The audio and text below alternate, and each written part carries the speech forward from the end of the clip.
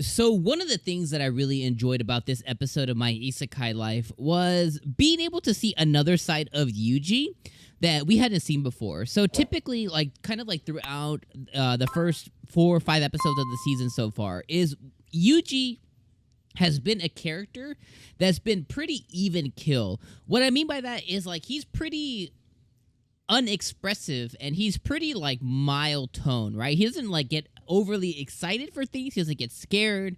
He doesn't get like afraid. He doesn't really get like super expressive like in a lot of emotional different areas. But this episode, we got to see a new side of Yuji, which I think made it really, really cool. And the side that we got to see about him was excitement over yummy food. And I was completely dead. I freaking was dying of laughter both of the times that he ate the steak and then when he ate the stew. When he ate the steak, he was like heavenly. He was like an angel just romping into the sky. And then when he ate the stew, check this out. よく煮込まれた肉が口の中ですぐにとろけていく。しかし存在感を失わず野菜の旨味が溶け込んだスープと見事なハーモニーを奏で奇跡のシンフォニーを生み出す。奥深い味の彼方に広がるのは神秘の果てなきビッグバン。まさに神料理と。 So when he ate the stew, he was like the freaking like the god portrait, just like, and I was freaking dead. Like that's one of the funniest freaking ass moments. So overall, I wouldn't really call this episode like anything groundbreaking, right?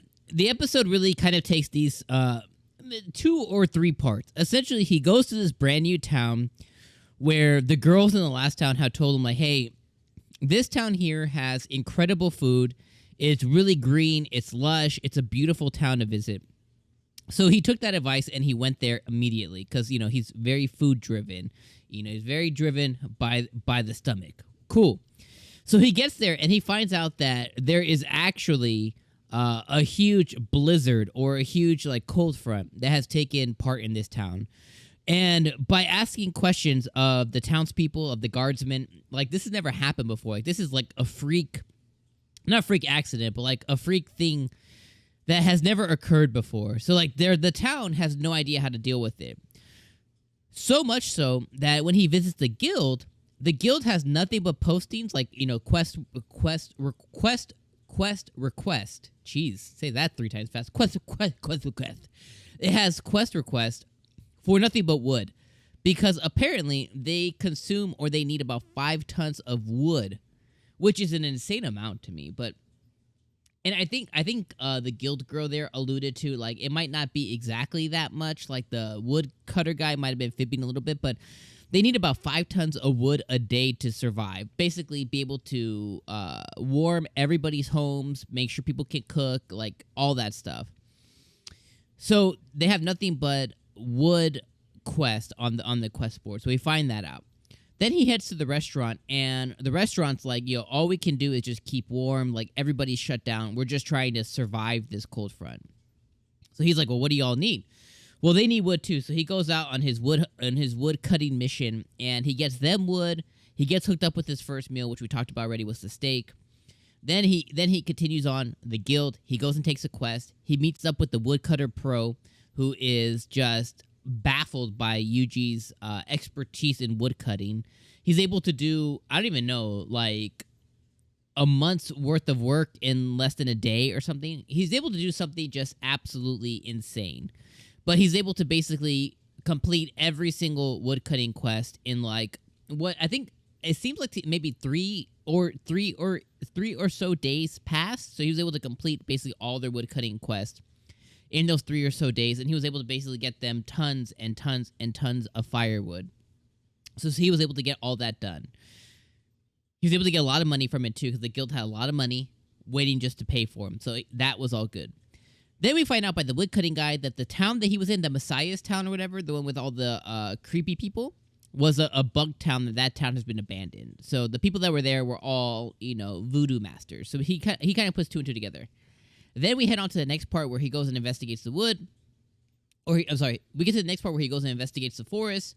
He's investigating because the cook from the restaurant that he really likes had told him, like, oh, this isn't my best dish. The stew that you had today that blew him away wasn't his best dish, but they have monsters who've been attacking their herb field. So he goes and ruins all the boars and everything, and he finds a magic stone, one of those dragon stones. It's been absorbing magic from that area. He finds, I think he said it finds 100 of those stones inside of the forest. So he eliminates all of them.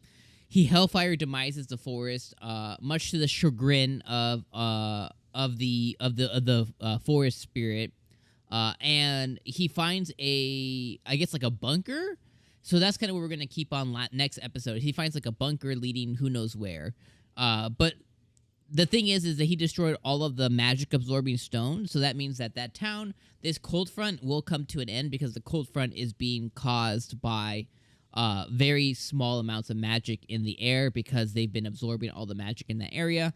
And the way that the forest spirit explained it to us was high concentrates of magic make it really hot and low make it really cold. So that's basically the reason behind kind of everything that's been happening in this poor town. So you're just going to basically solve all of their problems really quickly. But overall, this episode, like, it wasn't the best episode. It was just very much a additive, extra side episode. Like it was like a side quest, like a video game side quest. This episode was, but it led us into a bigger, overarching story that's going to begin to happen now, which are those people who've been creating all of these weird magic stones and stuff. So that's what's going to be really cool. But overall, another good episode. I enjoyed it. I think those 2 moments that it had with the stew and the steak really elevated the episode for me. I fucking laughed so hard. So I think that's really what made the episode for me. But let me know what you guys thought about this episode down in the comments below. As always, I appreciate you guys being here for every single week of my isekai life. It's been a really cool ride.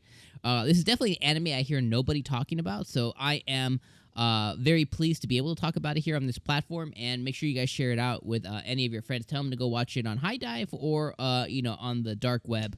Head to the dark seas and go watch it there. Sometimes it's a better experience. High Dive has been like last night. I tried watching what was it? Is It Wrong to Pick Up Girls in a Dungeon? I was like, oh, let me rewatch the 3rd season because it's been a while, and it just wouldn't work. So peace out, guys. I don't know why I rambled. Bye. See you guys next week.